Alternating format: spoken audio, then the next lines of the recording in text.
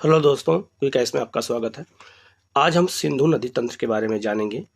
हिमालय से निकलने वाली नदियों के बारे में हम लोग पढ़ रहे हैं और भारत के भूगोल के द्वारा हम लोग इंडियन ज्योग्राफी के अंतर्गत आज हम लोग इस समय नदियों के बारे में पढ़ रहे हैं।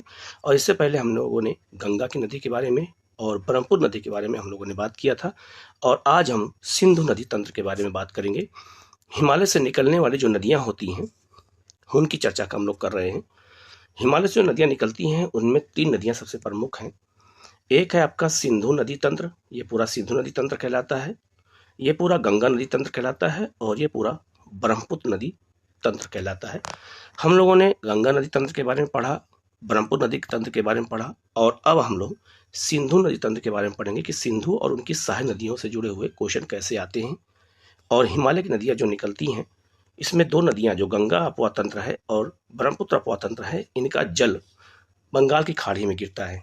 जबकि जो है सिंधु जो अपवा तंत्र है इसका जल जो है अरब सागर में जाता है। तो हिमालय से जो नदियाँ निकलती हैं, अगर एग्जाम में आपसे पूछा जाए कि क्या हिमालय की नदियों का जल अरब सागर में गिरता है, तो हाँ बिल्कुल, क्योंकि सिंधु जल अपवा तंत्र का जो जल है वो पूरा जो है कहाँ गिरता है, तो अरब सागर में। अब हम लोग सिंधु नदी तंत्र को एक बार समझ लेते हैं। अगर आपसे एग्जाम में पूछा जाए सिंधु अपवा तंत्र पूछा जाए, सिंधु नदी का द्रोणी पूछा जाए, सिंधु नदी का बेसिन पूछा जाए, सिंधु नदी घाटी पूछा जाए, यही पूरा क्षेत्र है सिंधु नदी का घाटी का क्षेत्र है। सिंधु नदी घाटी का जो क्षेत्र है वो कितने देशों में फैला हुआ है, तो चीन में फैला हुआ है, भारत में फैला हुआ है, पाकिस्तान में फैला हुआ है और इसके अलावा इसका अपवा तंत्र अफगानिस्तान में भी पड़ता है। तो सिंधु नदी का अपवा तंत्र 4 देशों में है, आपको ये याद रखना है, पहला चीज। दूसरा, सिंधु नदी जो है, सिंधु नदी और उसके साथ 5 और नदियां हैं जिसको मिला करके ये पूरा तंत्र का निर्माण होता है। तो इसमें मेन नदी है सिंधु। सिंधु नदी अगर हम मैप के थ्रू समझें, अब बात करते हैं सिंधु नदी की। तो सिंधु नदी जो है अगर हम मैप के थ्रू देखें तो ये तिब्बत में, चाइना के तिब्बत में कैलाश पर्वत के निकट मानसरोवर झील से निकलती है ये। और ये जो है भारत में लद्दाख में प्रवेश करती है और लद्दाख में जो है लद्दाख और जास्कर पर्वत श्रेणी के बीच से बहते हुए पाकिस्तान में प्रवेश करती है और आकर के ये अरब सागर में गिर जाती है। और इसके जो ये सिंधु नदी है, ये इसके इस तरफ का ये दायां क्षेत्र कहलाता है और ये बायां क्षेत्र कहलाता है। बाई ओर से 5 नदियां मिलती हैं, इसीलिए उनको पंचनद कहते हैं। और पंचनद में कौन कौन नदियां शामिल हैं? 5 नदियां, इसीलिए इनको इस क्षेत्र को हम पंजाब बोलते हैं, क्योंकि 5 नदियों का क्षेत्र होता है। 5 नदियों का जो क्षेत्र है उसे हम पंचनद कहते हैं। और पंचनद में 5 नदियां कौन कौन सी आती हैं? तो सतलज है, ब्यास है, राबी है, चेनाब है और झेलम है। इन 5 नदियों को हम एक शब्द में पंचनद कहते हैं। और पंचनद मिल करके ये किसका सहायक नदी मानी जाती है? सिंधु नदी की सहायक नदी मानी जाती हैं। और इसी क्षेत्र में सिंधु घाटी सभ्यता का भी विकास हुआ था। अब हम बात कर लेते हैं, आपसे कभी कभी एग्जाम में क्वेश्चन आया भी है और पूछा जा सकता है, इन नदियों का उत्तर से दक्षिण क्रम बताइए। तो दक्षिण से उत्तर हम चलें तो दक्षिण से उत्तर चलेंगे तो सतलज है, फिर ब्यास है, फिर राबी है, फिर चेनाब है और झेलम और फिर सिंधु। अगर हम उत्तर से दक्षिण की ओर चलें तो सबसे पहले सिंधु नदी है, फिर झेलम है, फिर चेनाब है, फिर राबी है, फिर ब्यास और फिर सतलज नदी है। इसीलिए इन नदियों के क्रम को हमें याद करना बेहद जरूरी है, इसीलिए इसको मैप के थ्रू बताया जा रहा है जिससे आपको बिल्कुल याद हो जाए। तो गंगा नदी अपवा तंत्र जैसे हम लोगों ने पढ़ा, ब्रह्मपुत्र पढ़ा, वैसे सिंधु अपवा तंत्र में बहुत सी नदियों के सहायक नदियां हैं और उन नदियों के बारे में हम एक एक करके सब नदियों को पढ़ेंगे। तो सबसे पहले हम सिंधु की बात करेंगे, सिंधु नदी के बारे में बताएंगे। सिंधु के बाद हम लोग झेलम के बारे में बात करेंगे। झेलम के बाद हम लोग चेनाब के बारे में बात करेंगे, फिर राबी के बारे में, फिर ब्यास के बारे में और अंत में सतलज नदी के बारे में बात करेंगे। और सिंधु की अन्य सहायक नदियों के बारे में हम बात करेंगे कि सिंधु कौन कौन सी सहायक नदियाँ किधर से मिलती हैं, कौन सी नदियाँ बाईं तरफ से मिलती हैं और कौन सी नदियाँ दाईं तरफ से मिलती हैं। सबको हम मैप के थ्रू जब देखेंगे तो हमें बिल्कुल याद हो जाएगा। आगे बढ़ते हम लोग सिंधु नदी के बारे में बात कर लें। तो सिंधु नदी कहाँ से निकलती है, पूरा ये मैप के थ्रू बताया गया है, आप इसको मैप से समझ सकते हैं।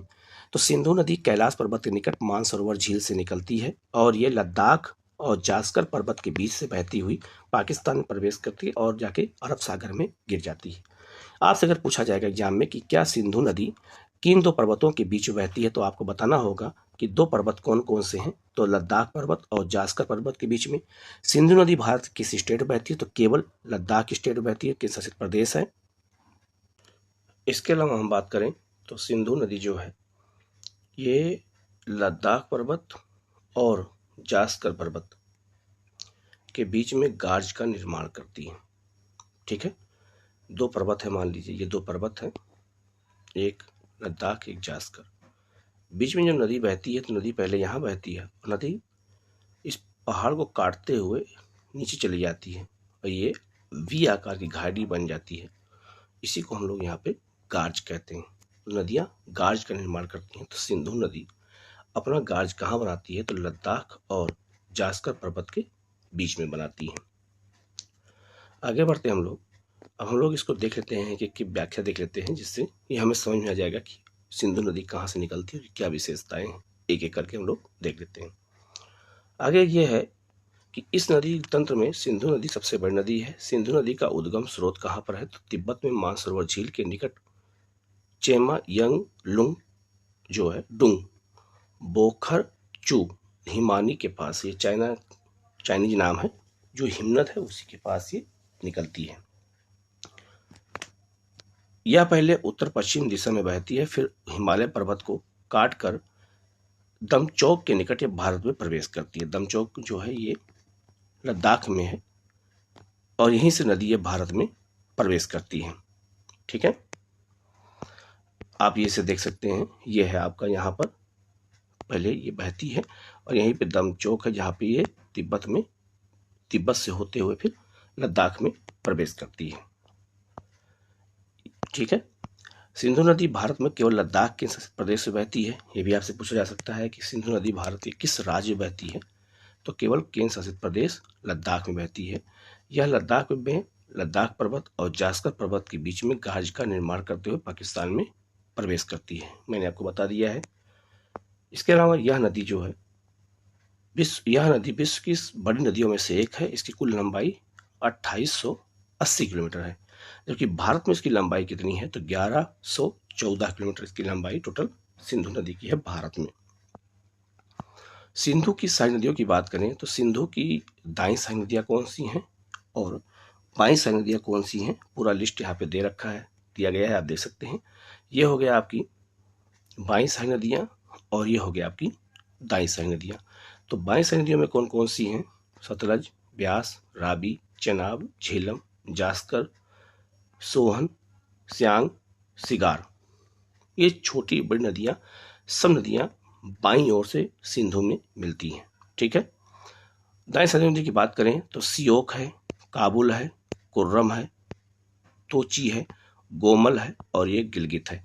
इसमें जो है काबुल, कुर्रम और गोमल और तोची, ये नदियाँ अफगानिस्तान से अफगानिस्तान की ओर से आती हैं और आकर के ये सिंधु में मिल जाती हैं। ठीक है, अगर इसको हम एक मैप के थ्रू दोबारा समझें तो आप ये समझ सकते हैं कि इधर से जो नदियाँ मिल रही हैं ये सब बाईं सारी नदियाँ हैं और इधर से जो नदियाँ आके मिलती हैं ये दाईं सारी नदियाँ हैं। तो जो सिंधु नदी का अपवाह तंत्र है ये 4 देशों में फैला हुआ है, भारत, पाकिस्तान, चाइना और जो है अफगानिस्तान। इतने दूर में इसका अपवाह तंत्र फैला हुआ है सिंधु नदी का, आप ये देख सकते हैं। ठीक है, बिल्कुल मैप के थ्रू हम समझेंगे तो बिल्कुल याद रहेगा। आप चैनल को जरूर सब्सक्राइब कर लीजिएगा, जिससे इस तरह को वीडियो आपको मिलता रहे। यह चिल्लास के निकट पाकिस्तान में प्रवेश करती है और पाकिस्तान में मिठन कोट के निकट इसमें पंचनद में 5 नदियाँ आती, मैंने बताया था। सतलज, ब्यास, चिनाब, रावी और झेलम की संयुक्त धारा मिल जाती है। यह कराची पाकिस्तान के पूर्व में अरब सागर में प्रवेश करती है। कहाँ पर? जो है ये डेल्टा का निर्माण करके जो ये कराची के पास पाकिस्तान में अरब सागर में समा जाती है, मिल जाती है सिंधु नदी। तो सिंधु नदी तिब्बत में मानसरोवर झील से निकलती है और ये अरब सागर में प्रवेश करती है। आप ये मैप के थ्रू इसको देख सकते हैं। बिल्कुल ये मैप में इसलिए इसको बहुत आसानी बता दिया गया है कि तिब्बत से निकल करके और ये भारत प्रवेश करके पाकिस्तान होते हुए ये आकर के अरब सागर में डेल्टा बना के गिर जाती है। ठीक है, अब हम लोग सिंधु की सारी नदियों की बात करें तो याद रखिएगा सिंधु की जो सारी नदियाँ उसमें पंचनद नदियाँ हैं। याद रखिएगा पंचनद किसे कहते हैं? तो 5 नदियों की भूमि को पंचनद कहते हैं। और 5 नदियाँ कौन कौन सी हैं? सतलज, ब्यास, चिनाब, रावी और झेलम की संयुक्त धारा को क्या कहते हैं? तो पंचनद कहते हैं, याद रखिएगा। और पंचनद में सिंधु नदी शामिल नहीं है। अब हम लोग झेलम की बात कर लें तो झेलम नदी जो है आप ये देख सकते हैं कि ये सिंधु नदी के बाद जो दूसरी नदी है वही है आपकी झेलम नदी, या ये देखो बेरीनाग के पास से निकलती है नदी, और यह भारत पाकिस्तान के बीच सीमा बनाते हुए और आकर के चिनाब नदी में ये मिल जाती है। तो सिंधु की जो सबसे प्रमुख नदी है वो है चेनाब, और सब नदियां आकर के चेनाब में ही मिल जाती हैं, और इसकी संयुक्त धारा मिठान कोट के पास पाकिस्तान में सिंधु से मिलती है। तो झेलम नदी कहाँ से निकलती है और इसमें आके मिलती है, चेनाब में मिलती है, और इसमें कौन कौन सी बांध है, कौन कौन से, सब आपको व्याख्या करके मैं बता देता हूँ। जैसे आप ये देख सकते हैं, झेलम सिंधु नदी की सहायक नदी है। यह बेरीनाग कश्मीर के निकट शेषनाग झील से मिलती है, आपको निकलती है, याद रखिएगा। तो सिंधु नदी झेलम की सिंधु की सहायक नदी है झेलम, और ये जो है बेरीनाग कश्मीर में शेषनाग झील से निकलती है। श्रीनगर के निकट बुलर झील से प्रवाहित होते हुए यह सकरे गाज से होकर पाकिस्तान में प्रवेश करती है। याद रखिएगा, अगर आपसे एग्जाम पूछे झेलम नदी किस झील से बहती है, तो श्रीनगर में बुलर झील से होकर यह बहती है, याद रखिएगा। पाकिस्तान में यह चिनाब नदी में मिल जाती है, अतः यह चिनाब नदी की भी सहायक नदी मानी जाती है। झेलम नदी लगभग 170 किलोमीटर जो है भारत पाकिस्तान के बीच में सीमा भी बनाती है। आपसे पूछा जाएगा कि कौन सी नदी भारत पाकिस्तान के बीच सीमा भी बनाती है, तो 170 किलोमीटर की सीमा बनाती है कौन? झेलम नदी बनाती है। झेलम नदी पर जम्मू कश्मीर में तुलबुल परियोजना और उरी परियोजना चलाई जा रही है, याद रखिएगा। आपसे पूछा जाएगा कि उरी परियोजना या झेलम परियोजना किस नदी, ये उरी और तुलबुल परियोजना किस नदी पर है, तो ये झेलम नदी पर, याद रखिएगा। तो झेलम नदी पर जम्मू कश्मीर में दो परियोजनाएं हैं, एक तुलबुल और उरी। ये एग्जाम में आपसे पूछा जाएगा कि कौन कौन सी ये विद्युत परियोजनाएं झेलम पर स्थित है, तो तुलबुल है और उरी परियोजना है। झेलम की सह नदियां कौन कौन सी हैं, तो किशनगंगा और लिडार, ये दो नदियां किसकी सह नदियां हैं, तो झेलम की सह नदियां हैं, ये आपको याद रखना है। आगे बढ़ते हैं, चेनाब की बात कर लेते हैं। तो चेनाब नदी याद रखिएगा, ये हिमाचल प्रदेश में दो धाराओं में निकलती है, चंद्रा और भागा। ये नीचे लिखा हुआ है, चंद्रा और भागा, ये रोहतास दर्रे के पास से निकलती है, और ये आकर के सीधे सिंधु में मिल जाती है। सिंधु की मेन सहायक नदी चेनाब है, और चेनाब में ही सब नदियां आकर के मिलती हैं, ठीक है। तो याद रखिएगा, चेनाब जो है चंद्रा और भागा, साफ साफ लिखा है, चेनाब चंद्रा और भागा नाम की दो सरिताओं से मिलने से बनती हैं। यह दोनों सरिताएं केलांग के निकट तड़ी में मिलती हैं। तड़ी का स्थान है हिमाचल प्रदेश में। यह समृद्ध धारा चंद्रभागा के नाम से हिमाचल प्रदेश से उत्तर पश्चिम दिशा में बहती है, और जम्मू कश्मीर में चिनाब नदी के नाम से जानी जाती है। तो जम्मू कश्मीर में भी चिनाब नदी बहती है, भी याद रखिएगा। चिनाब नदी को झेलम, तवई और रावी नदियों से जल प्राप्त होता है, ठीक है। और चेनाब सिंधु नदी की सबसे बड़ी सहायक नदी है, ये आपको याद रखना है। ये क्वेश्चन IAS में आया था, तो याद रखिएगा, चेनाब नदी ही सिंधु नदी की सबसे बड़ी सहायक नदी है, और सब नदियां आकर के सिंधु में ही मिलती हैं चेनाब के माध्यम से, ठीक है। तो सब नदियां चेनाब से आकर के सिंधु में मिठान कोट के पास मिल जाती हैं।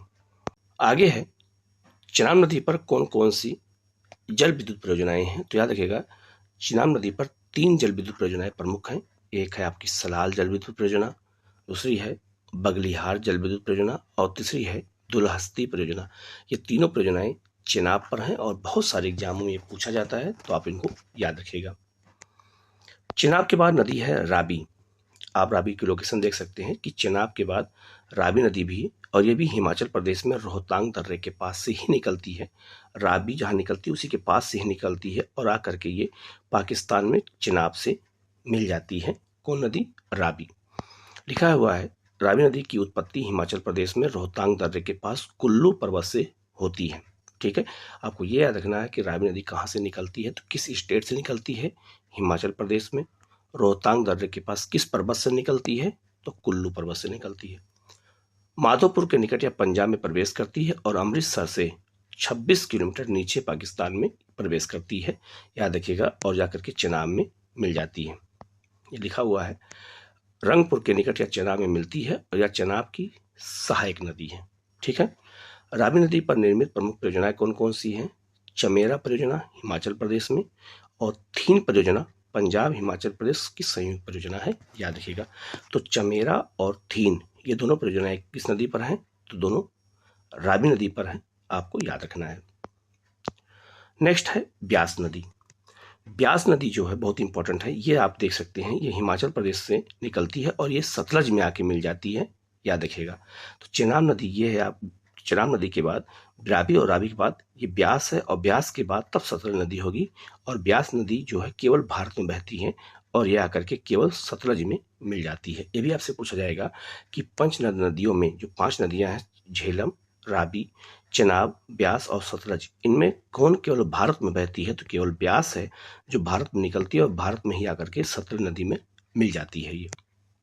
और ये पंच नदी का हिस्सा है। आप देख सकते हैं इस नदी का उत्पत्ति रोहतांग दर्रे के पास से हुई है। पोंग के निकट ब्यास नदी मैदान में प्रवेश करती है और हरिके नामक स्थान पर ब्यास और सतलज का संगम पर हरिके बैराज से भारत की सबसे लंबी नदी सबसे लंबी नहर, माफ करिएगा, सबसे लंबी नहर इंदिरा गांधी नहर निकाली गई है। अभी आगे इसको मैं समझाऊंगा हरिके बांध वाला। तो ये बस सिंपल ही समझना है कि ब्यास नदी हिमाचल प्रदेश से निकलती है और सतलज में आकर के ही मिल जाती है भारत में, और जहां मिलती है वो स्थान का नाम क्या है? हरिके बैराज। अभी आगे मैं बताऊंगा मैं। इस पर पोंग परियोजना ब्यास नदी पर निर्मित है, याद रखिएगा। पोंग परियोजना कहां पर है? तो ब्यास नदी पर स्थित है ये। नेक्स्ट है सतलज नदी। सतलज नदी कहाँ से निकलती है? तो ये भी जो है तिब्बत में निकलती है, मानसरोवर के निकट से निकलती है और ये भारत में प्रवेश करती है। तो भारत में जहाँ प्रवेश करती है वहाँ एक दर्रा बनाया गया है, 2 पर्वतों के बीच में जो दर्रा होता है वहीं से ये प्रवेश करती है और दर्रे का नाम क्या है? सीप किला दर्रा। आपसे पूछा जाए कि सतलज नदी भारत में किस दर्रे से प्रवेश करती है? तो दर्रे का नाम है सीप किला दर्रा। यहीं से प्रवेश करती है और सिंध इसमें आकर ब्यास में मिलती है और सतलज नदी जा करके चेनाब में मिल जाती है और चेनाब की धारा आकर के किसमें मिल जाती है? तो सिंधु में। तो पंच नदी में सबसे साउथ की नदी है वो कौन सी है? सतलज नदी है, याद रखना है आपको। ये लिखा है सतलज नदी मानसरोवर के नजदीक राकसताल तिब्बत से निकलती है। यह पूर्ववर्ती नदी है जो हिमालय को काटकर सीपकीला दर्रा से होकर भारत में प्रवेश करती है। याद रखिएगा जो सतलज नदी है ये हिमालय को काटती है, हिमालय की जो पर्वत श्रेणियां हैं ये उनको काट करके तब भारत प्रवेश करती है। तो इसीलिए पहाड़ियों को काट के निकली है और ये नदियां पहले से बह रही हैं, इसलिए इसको पूर्ववर्ती नदी भी कहते हैं। अब याद रखिएगा, ये भी याद रखिएगा कि पूछा जाएगा कि सतलज नदी भारत में जो है किस दर्रे से प्रवेश करती है? तो दर्रा देखो ये लिखा हुआ है, सीप किला दर्रे से ही भारत में ये प्रवेश करती है। ब्यास नदी हरिके में सतलज से मिलती है और सतलज नदी रोपड़ नामक स्थान पर मैदान में प्रवेश करती है। रोपड़ कहाँ है? पंजाब में है। इसके अलावा स्पीति नदी इसकी मुख्य सहायक नदी है। सतलज नदी 120 किलोमीटर लंबी भारत पाकिस्तान सीमा भी बनाती है और भाखड़ा नागर परियोजना इस नदी पर स्थित है। भारत की सबसे बड़ी घाटी परियोजना है और सतलज पर भाखड़ा और नागल 2 जगहों पर यह बांध बनाए गए हैं। ठीक है, तो सतलज नदी पर कौन सी परियोजना है? तो भाखड़ नागल बांध परियोजना है, याद रखिएगा। भाखड़ नागल बांध विश्व का दूसरा सबसे ऊंचा बांध है। यह भारत का सबसे ऊंचा गुरुत्वीय बांध है और भाखड़ा से जल विद्युत और नागल से सिंचाई के लिए जल की आपूर्ति की जाती है। तो भाखड़ा और नागल 2 बांध बनाए गए हैं, दूर दूर, दोनों को मिला के बोलते हैं भाखड़ा नागल बांध। इसके लिए हिमाचल में गोविंद सागर जलाशय भी बनाया गया है। ठीक है, तो ये भी याद रखिएगा गोविंद सागर जलाशय किस नदी पर है? तो ये सतलज नदी पर है।